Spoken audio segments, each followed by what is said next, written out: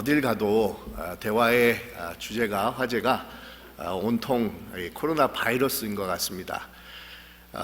제 기억으로는 작년 한 11월, 12월 달로 생각을 하는데 이렇게 중국 우한이라는 곳에서 이 바이러스가 이렇게 조금씩 나오기 시작을 하다가 이제 한 5개월 이렇게 지났는데 그 사이에 이제 민족과 국가를 이렇게 뛰어넘어 가지고 한국에서는 벌써 7,000명이 넘는 그런 감염자가 나왔다고 그러고, 또 이태리나 이란 같은 경우에는 5,000명이 넘었다고 합니다. 이 불란서 같은 경우에는 거의 1,000명에 육박하는 그런 많은 사람들이 감염이 되었다고 하는데, 미국에서는 아직 500명이 채 안 되는 455명의 감염자가 발생을 했다고 합니다. 우리가 살고 있는 이 LA 카운티는 그래도 이렇게 많은 숫자가 아닌 지금 현재로 제가 알고 있기로 14명의 감염자가 나왔다고 하는데, 이 전문가들의 그런 발표에 의하면 이 미국에서도 이 숫자가 기하학적으로 느는 것은 시간 문제다라는 그런 이야기를 하고 있습니다. 그래서 우리 교회에서도 이 장로님들이 계속해서 모여가지고 우리가 의논을 하면서 어떻게 할 것을 우리가 함께 기도하면서 우리가 이렇게 의논을 했는데, 어제도 우리가 함께 모여가지고 현 상황을 이렇게 좀 평가하는 그런 시간을 가졌었습니다. 지난주에 제가 설명을 드린 것처럼 우리 교회에서 이 대응 단계를 이렇게 3단계로 정해놓고 상황에 따라서 우리가 결정을 해가지고 정말 최악의 상태가 온다고 하면은 우리가 예배와 모임들을 다 이렇게 쉬고 인터넷으로 우리 예배를 이렇게 제공하려고 하는 그런 준비를 하고 있는데, 어저께 우리 장로님들이 모여가지고 현 상황을 우리가 평가를 하고 나서 계속해서 1단계로 우리가 지속시키기로 결정을 했었습니다. 그래서 현 단계는 우리 모두가 각별히 주의를 하되 모든 예배와 모임들은 지속을 하는 그런 단계로서 우리가 지금 이제 지내려고 하는데, 물론 상황이 계속해서 이렇게 악화가 된다는 그런 조짐이 조금이라도 나타나면 우리가 언제든지 위험 단계를 높여가지고 우리 예배나 우리 모임들을 잠시 쉬면 좋지 않을까, 이런 생각을 해보게 됩니다. 특별히 우리 장로님들께서 이런 어려운 상황 속에서 우리 교우들에게 교회가 해줄 수 있는 것이 무엇인가 이렇게 생각을 해봤는데, 그래서 요즘 이렇게 뭐 쌀이며 물 같은 것들이 많은 사람들이 사서 구입하기가 힘들다고 하는데, 혹시 교회 차원에서 그런 것들을 이렇게 우리가 구입을 해가지고 우리 필요하신 분들에게 이렇게 나눠드리면 어떨까도 생각을 해봤는데, 어떤 분이 이렇게 그런 것보다도 이 마스크가 참 사기가 힘들어서 마스크를 좀 이렇게 사가지고 나눠줄 수 있으면 좋겠습니다, 이런 얘기를 해가지고 우리가 알아봤더니 마스크가 요즘 뭐 다 동이 나가지고 이렇게 오더를 해도 굉장히 오랜 시간이 걸려서 온다고 합니다. 그래서 우리가 일단은 오더를 해놨는데, 이렇게 몇 분들이 그냥 여기저기 이렇게 수소문을 해가지고 우리가 많은 분량은 아니지만 일회용 마스크를 그래도 우리가 좀 어느 정도 이렇게 구해 올 수가 있었습니다. 그래서 여러분들 가운데서 혹시 필요한 분들이 계시면 저희가 나눠드리려고 하는데, 우리 예배 끝난 후에 우리 대책위원장 되시는 우리 노 장로님께 말씀을 드리면 여러분들 이렇게 받으실 수가 있을 것입니다. 그렇지만 우리가 많은 그런 분량을 가지고 있지 않기 때문에 되도록이면 우리 연세 드신 분들 또 연약한 분들에게 먼저 나눠드리고, 조금 이렇게 건강하신 분들, 젊으신 분들은 우리가 오더를 했으니까 그 오더한 것이 오고 나면 여러분들이 받으시면 좋지 않을까, 이런 생각을 해보게 됩니다.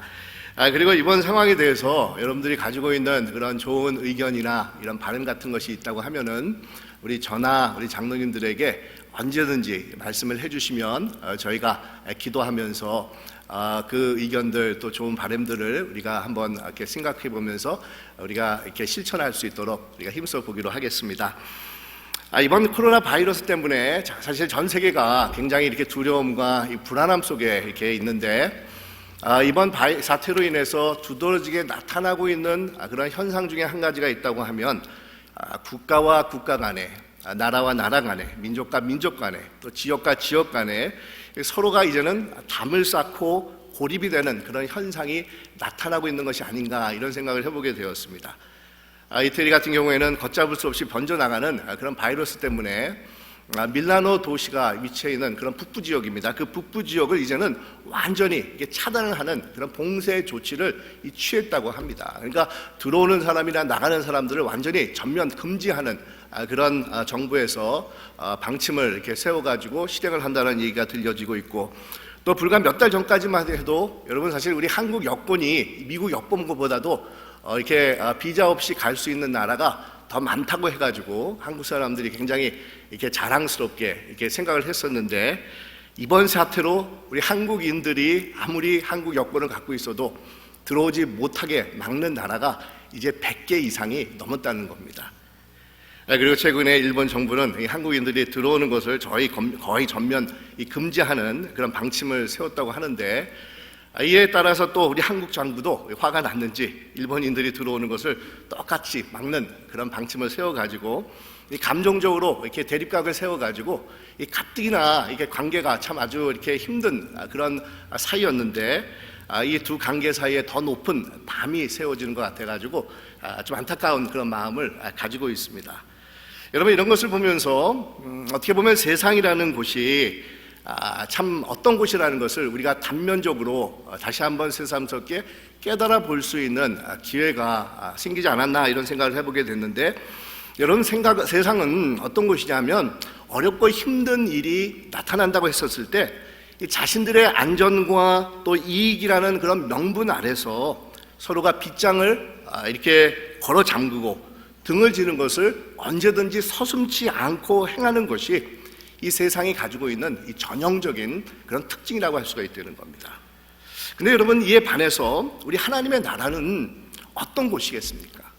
이 세상 나라들은 지역과 지역 간에, 민족과 민족 간에, 국가가 국가 간에 높은 담들을 이렇게 쳐놓기를 이렇게 쉽게 결정을 하면서 서로를 이렇게 막는 그런 곳이 이 세상 나라인데, 그러면 과연 우리 하나님의 나라는 어떤 곳이게 되겠습니까?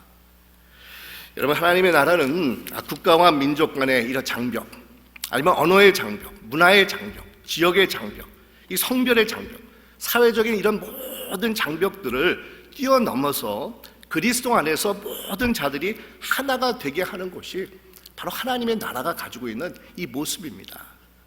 이 하나님의 나라는 비록 서로가 다르지만 그리스도 안에서 서로를 우대해주고 화합하고 마음이 하나가 되고 함께 더불어 살아가는 곳이 바로 하나님의 나라가 됩니다.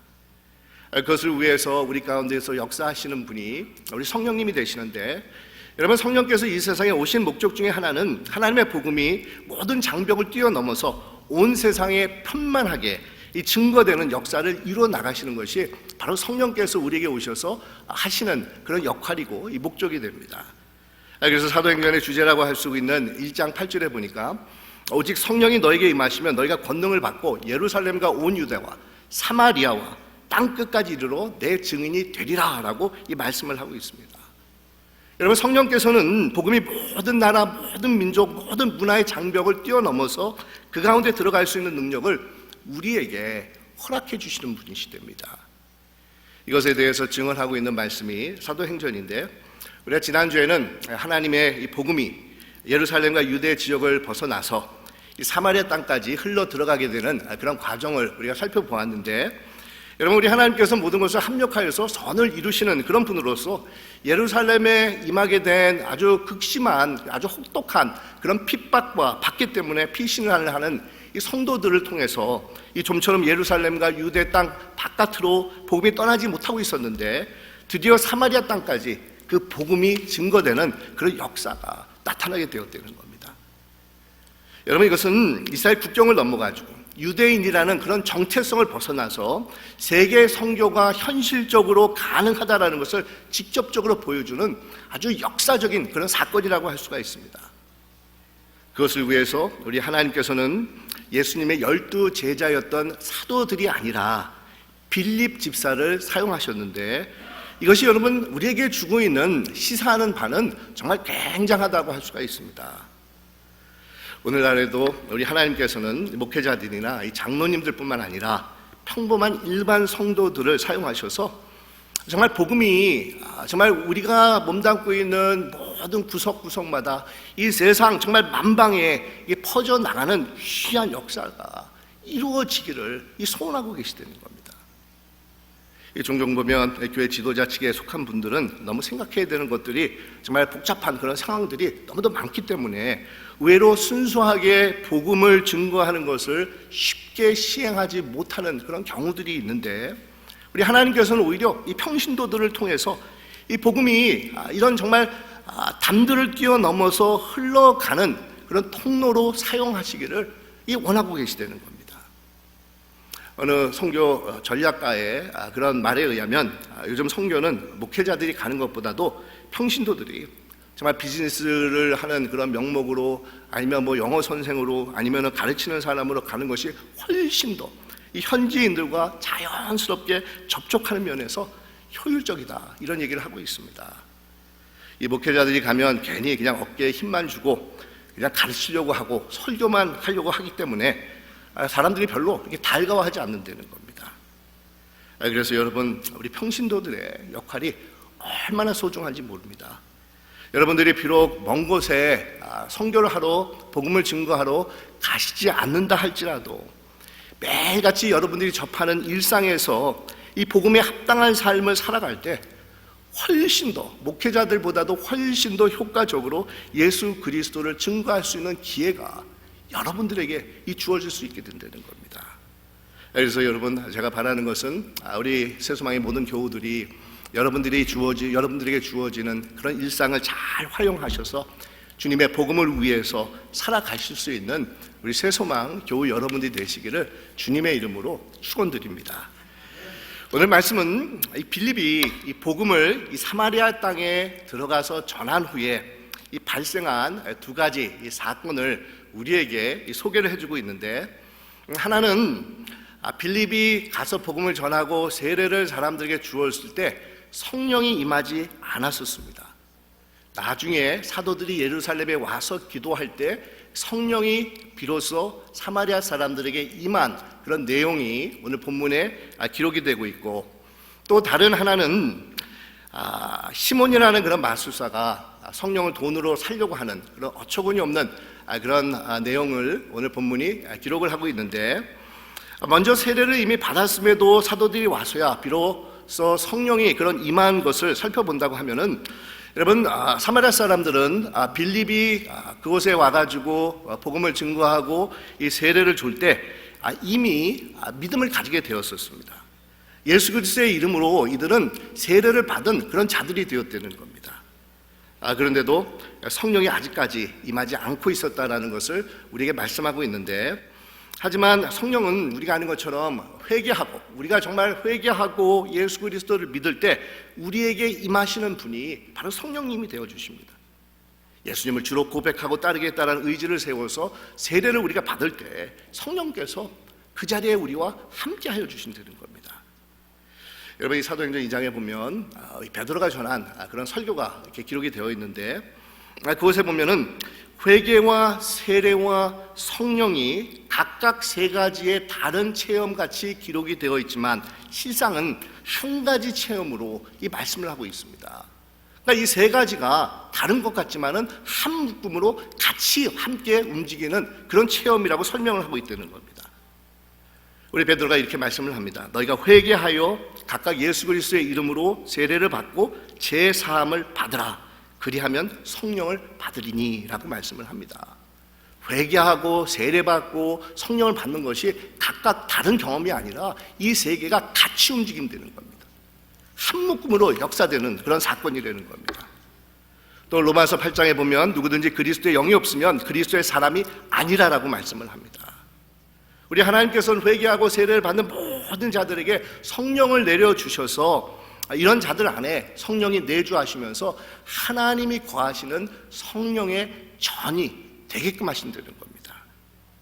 그런데 흔히 우리 예수님을 영접하고 믿는 자들에게 또 다른 성령의 체험, 즉 성령의 세례를 받아야 한다는 것을 강조하시는 그런 분들은 거의 대부분 보면 오늘 우리 본문 말씀을 근거로 해가지고, 자 봐라, 오늘 말씀에 보면 빌립이 사마리아에 복음을 전했을 때 성령이 임하지 않았다, 나중에 후에 성령께서 임하지 않았느냐라고 하면서 예수를 믿는 다음에 성령 세례를 또 다시 받아야 된다라는 것을 이렇게 강조하는 그런 분들이 계시는데, 사실 여러분, 많은 학자들은 오늘 말씀을 사마리아 땅의 특수한 그런 역사적인 상황 속에서 이해하고 살펴보아야 된다는 것을 우리에게 설명을 하고 있습니다. 그러니까 오늘 말씀은 모든 상황에 적용이 되는 그런 내용이 아니라 당시 사마리아고라고 하는 특수한 상황에서 일어난 그런 특별한 그런 사건이 된다는 겁니다. 여러분, 이 사마리아 사람들이 어떤 사람들입니까? 제가 지난주에도 잠깐 말씀을 드렸지만 이 사마리아 사람들은 유대인들에게 있어서 아주 혐오와 수치의 대상이 되는 그런 사람이라고 이 말씀을 드리지 않았었습니까? 유대인들은 태생적으로 아주 이방인들과 함께할 수 없는 사람들입니다. 본인들은 하나님의 택함을 받은 거룩한 사람들이라고 해가지고 아주 유별나게 본인들이 이렇게 잘난 맛에 사는 그런 사람들인데, 그래서 유대인들은 이방 사람들과 같이 식사를 하거나 어울린다는 것은 정말 본인들의 그런 자존심을 이렇게 상하게 하는 그런 일인데, 우리 유대인들에게 있어서 이방인들보다도 더 가까이 하면 안 되는, 도저히 상종해서는 안 되는 사람들이 바로 사마리아 사람들이었다는 겁니다. 역사적으로 보면 이 북왕국이었던 이스라엘이 이 아시리아의 멸망을 당하지 않습니까? 그래서 이들은 아시리아가 사용을 했었던 아주 강력한 민족 말살 정책으로 다른 이방 민족들과 이렇게 혼합이 되어가지고 이 혼혈인들이 되었는데, 그 사람들이 바로 사마리아인들입니다. 그래서 하나님의 택함을 받은 순수 혈통주의에 대해서 아주 굉장한 이 자부심을 가지고 있었던 유대인들에게 있어서 이런 혼혈인인 사마리아인들은 도저히 납득하고 받아들일 수 없는 그런 자들이었다는 겁니다. 그래서 유대인들은 사마리아인들이 예루살렘에 있는 성전에서 예배를 드리려고 했을 때 그것을 다 막았습니다.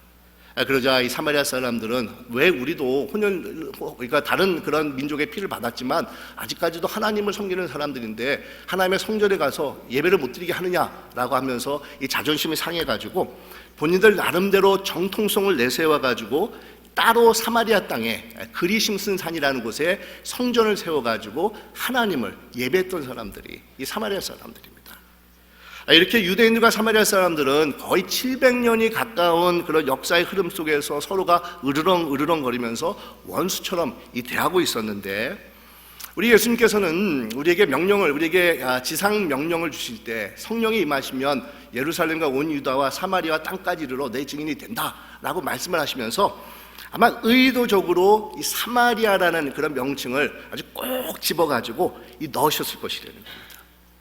왜냐하면 우리 보통 유대인들이라고 하면은 이 사마리아하고는 도저히 섞이지도 않고 보고도 쉽지 않고 절대로 같이 해서는 안 되는 그런 사람이라는 것을 유대인들이 생각을 하고 있다는 것을 예수님께서 아셨기 때문에, 아니다, 사마리아인들도 복음을 받아들여야 된다는 것을 강조하시기 위해서 이 사마리아라는 그런 지명을 아주 그냥 정확하게 집어넣지 않았을까, 이런 생각을 해보게 되는데, 여러분, 이런 예수님께서 주신 명령을 우리 사도들도 잘 알고 있었습니다.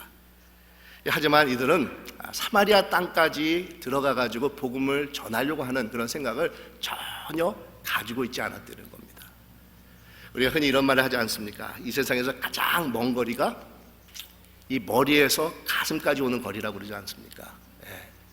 뭐 한 2뼘 정도, 3뼘 정도 되는 거리인데, 이 머리에서부터 이 가슴까지 오는 거리가 이 세상에서 제일 먼 그런 거리라는 그런 말이 있듯이, 사도들은 아마 머리로는 이성으로는 사마리아 저 원수의 땅에도 그리스도의 복음이 전해져야 된다는 것을 잘 알고 있음에도 불구하고 이 좀처럼 이 몸으로 마음으로 움직여지지 않냐고 그냥 예루살렘에서 이들은 이 미적미적 거리고만 있었다는 겁니다.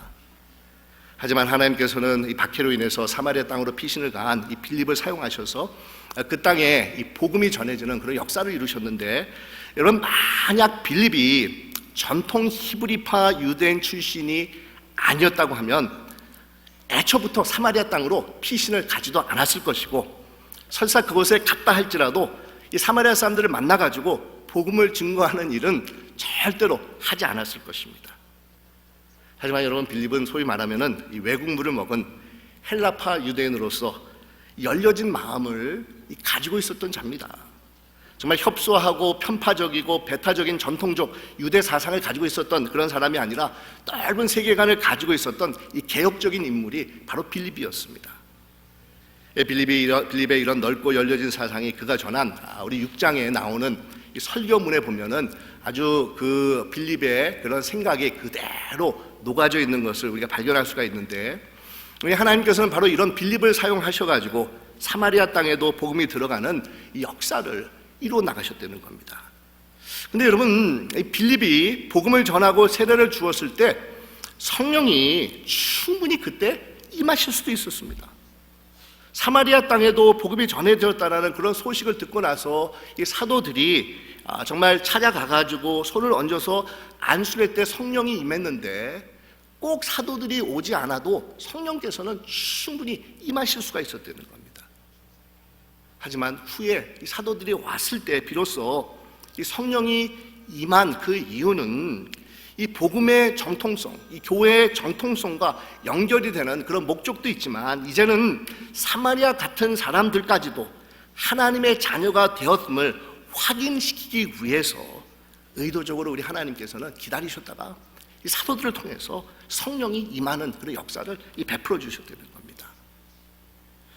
여러분, 성경을 자세히 읽어보면 14절에 보니까 예루살렘에 있는 사도들이 사마리아도 하나님의 말씀을 받았다 함을 듣고 라고 기록을 하고 있는데, 여러분, 사마리아도라고 하는 것은 전혀 예상치 못하는 아주 깜짝 놀랄 만한 그런 일이 벌어졌다는 것을 이 사도들이 깨달았다는 겁니다.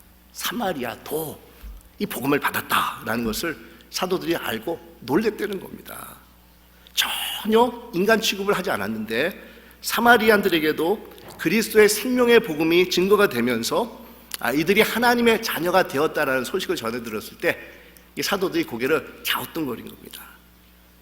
아마 제가 이렇게 상상을 하기는 사도들이 그래? 그러면 우리가 한번 가서 알아봐야겠다 하고 정말 이렇게 사마리아 지역으로 여행을 갔을 때 가긴 갔어도 마치 지금 누구 보고 대구에 가십시오 라고 했었을 때 이 사람들이 나 대구 안 갑니다, 거길 어떻게 갑니까 하면서 손사래를 치는 것처럼 아마 사도들도 그런 심정으로 사마리아 땅을 찾아가지 않았을까 이렇게 생각을 해보게 됩니다. 하나님께서 정말 사마리아 같은 사람들에게도 복음을 주셔서 하나님의 자녀로 삼아주셨다는 것이 믿지 않아진다라는 그런 반신반의하는 그런 마음을 가지고 이 사도들이 사마리아 땅을 간 겁니다. 그래도 사도들은 자신들이 지금까지 듣고 보고 익힌 그런 편견이며 감정이며 자태가 있었지만 그런 것들을 일단 자신들의 마음 한구석에 접어두고 사마리아 땅까지 열린 마음을 가지고 찾아가게 된 것입니다. 모든 이해관계를 내려놓고 성령의 인도하심을 의지하면서 그 땅을 찾아간 겁니다. 여러분, 이것이 성령께서 자신의 삶을 쓰시도록 내어 맡기는 그런 자들의 이 모습이라는 겁니다. 비록 세상에서 살아가면서 우리가 배우고 익힌 그런 것들, 서로에게 금을 긋고 담을 쌓으며 끼리끼리 하는 것들을 우리가 이 세상을 살아가면서 쉽게 익히고 배우지만, 사도들은 불안한 마음이 있고 두려워하는 마음도 있었지만 성령의 인도하심을 따라서 이런 세상의 것들을 다 내려놓으면서 성령께서 허락해 주시는 그 마음을 가지고 이 사마리아 땅을 향해서 들어간 겁니다. 그러면서 그곳에서 사마리아인들이 예수 그리스도를 믿고 세례를 받은 것을 알고는 손을 얹어서 기도할 때 비로소 그때 하나님께서 성령을 부어주셔서 그들이 하나님의 자녀라는 것을 사도들의 눈으로 직접 발견할 수 있는 그런 역사를 베풀어 주셨다는 겁니다. 이렇게 자신 안에 있었던 이 잘못된 편견과 선입관을 버리고 성령의 인도하심을 따라서 쓰임 받기를 원하는 그런 자들이 오늘 본문에 나오고 있지만, 또 다른 한편으로는 성령의 역사를 오히려 회방하면서 가로막는 사람이 등장을 하고 있는데, 바로 마술사 시몬이라는 사람입니다. 시몬은 이 사마리아 지역에서 한때는 아주 유명한 박수무당과 같은 그런 사람입니다. 하지만 빌립의 전도를 받아가지고 세례까지 받았는데 그것은 진정한 신앙에서 나온 것이 아니었다는 겁니다. 그냥 겉으로만 믿는 척을 했었던 이 가짜 신앙인이었습니다. 이런 이 시몬이라는 사람은 사도들이 안수할 때 성령이 사람들에게 강하게 임하는 것을 보면서 자신 안에 숨어 있었던 그런 탐욕이 발동을 하기 시작을 하는 겁니다. 돈을 지불할 테니까 이 사도들이 가지고 있는 그 성령의 권능을 자신에게 팔라라고 요구를 합니다. 그러자 베드로가 몹시 화가 나가지고 20절과 21절에서 이렇게 말씀하고 있지 않습니까? 내가 하나님의 선물을 돈을 주고 살 줄로 생각하였으니 내 은과 내가 함께 망할지어다. 하나님 앞에서 내 마음이 바르지 못하니 이 도에는 내가 관계도 없고 분깃이 될 것도 없다라고 하면서 아주 강하게 힐책을 합니다. 여러분, 여기서 우리가 자세히 이렇게 생각해 봐야 되는 것이 있다고 하면, 베드로가 화가 난 것은 시몬이 돈으로 성령을 사려는 것뿐만 아니라 그 이면에는 하나님을 이용을 해가지고 자신의 부와 출세를 얻기 위한 도구로 사용을 했기 때문이라는 겁니다. 마술사로 있었을 때 대단한 인기와 권력을 또 부를 누렸는데, 이번에는 성령의 권능을 자신의 세상적인 욕구를 채우는데 사용하려고 했었던 그 시몬의 잘못된 동기와 마음을 보면서 이 베드로가 아주 몹시 이 화가 나면서 저주에 가까운 그런 책망을 이 사람에게 쏟아부었다는 겁니다. 그러니까 하나님을, 성령님을 인격적인 분으로 만나고 그분을 섬기면서 그분의 뜻을 쫓아가려고 하는 그런 마음에서 정말 돈을 주고 성령을 살려고 했던 것이 아니라 자신의 욕구를 채우는 수단으로 이용을 하기 위해서 돈을 주고 성령의 능력을 사려고 했었다는 겁니다. 다시 말하면 신앙이라는 그런 이름 아래서 하나님을 이용해가지고 자신의 개인적인 그런 영광을 추구하려고 했었던 사람이 바로 시몬입니다. 근데 여러분, 이것이 어디 시몬뿐이겠냐라는 것입니다. 우리도 이런 순수하지 못한 잘못된 동기와 마음을 가지고 신앙생활을 하면서 하나님께서 나를 쓰시도록 내어드리는 것이 아니라 내가 하나님을 이용하고 또 하나님을 이용해서 내가 원하는 것을 얻으려고 하는 그런 우리들의 잘못된 신앙을 발견할 때가 너무도 많이 있지 않습니까? 다른 사람 예를 들 것도 없이 내 자신을 살펴보아도 이번에는 하나님의 영광을 위해서, 하나님의 나라를 위해서 내가 헌신한다라고 하면서도 나의 영광, 나의 출세, 나의 유익을 위해서 내가 뛸 때가 정말 너무도 많은 그런 자신을 발견하게 됩니다. 제가 젊었을 때는 한때는 굉장히 많은 그런 철야 기도를 하면서 열심히 정말 성령의 가진 은사와 그런 능력을 달라고 간구를 했었던 적이 있었는데, 한 번은 이렇게 열심히 이렇게 기도를 하다가 자꾸 제 마음속에 이런 마음이 들어오는 겁니다. 능력을 구해가지고 내가 뭐 했으려고 일어나? 내가 무슨 이유 때문에 하나님의 능력을 이렇게 간구하면서 열심히 기도를 하는가?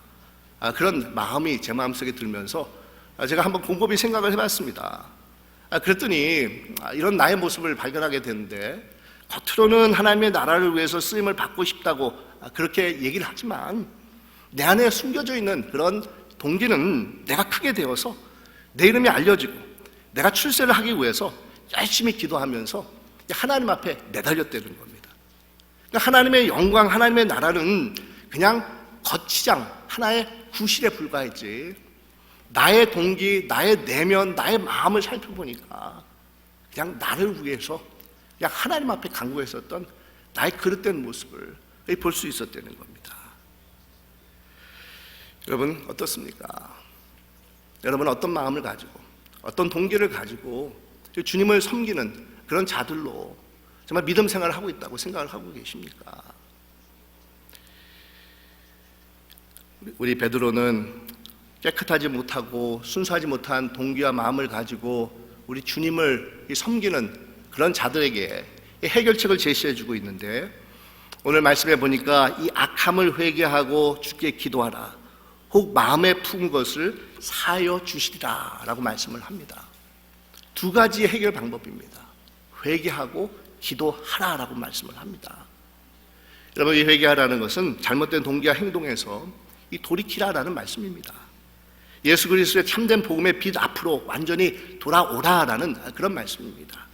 세상의 탐욕에서 깨끗하게 벗어나야 된다라는 것을 말씀하고 있습니다.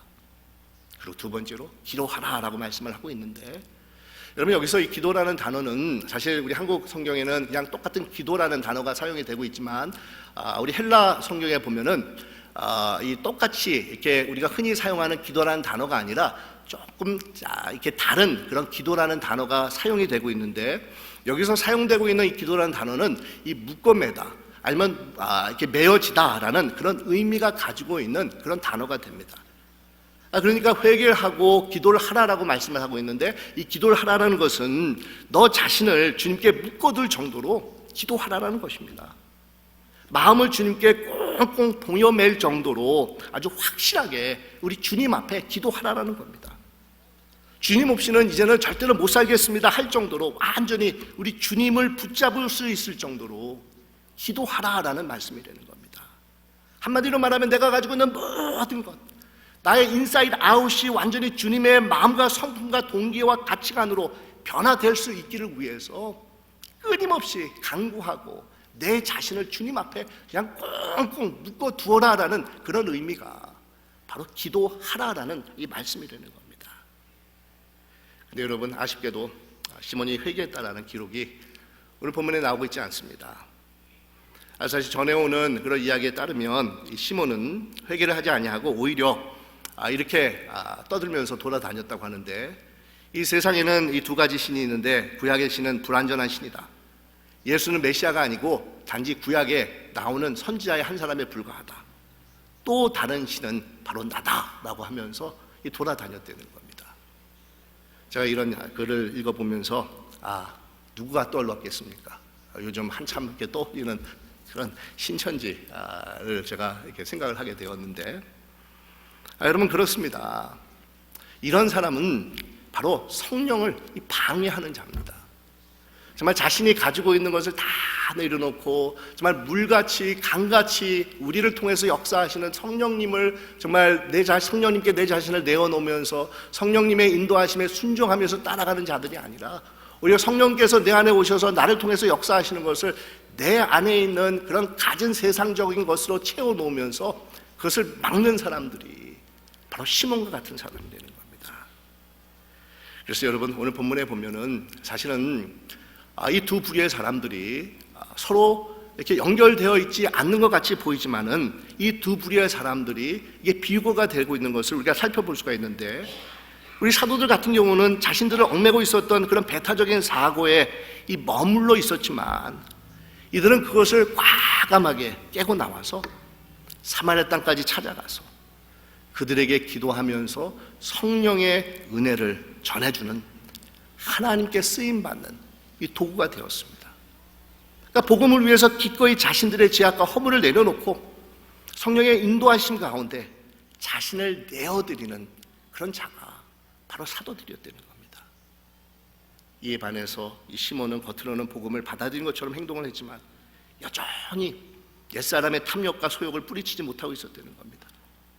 오히려 자신의 욕구를 채우기 위해서 하나님께 붙들려서 쓰임을 받는 것이 아니라 자신이 주관자가 되어서 하나님을 이용하고 하나님을 도구로 사용하려고 하는 어리석은 일을 서슴지 않았던 사람이 바로 시몬이라는 겁니다.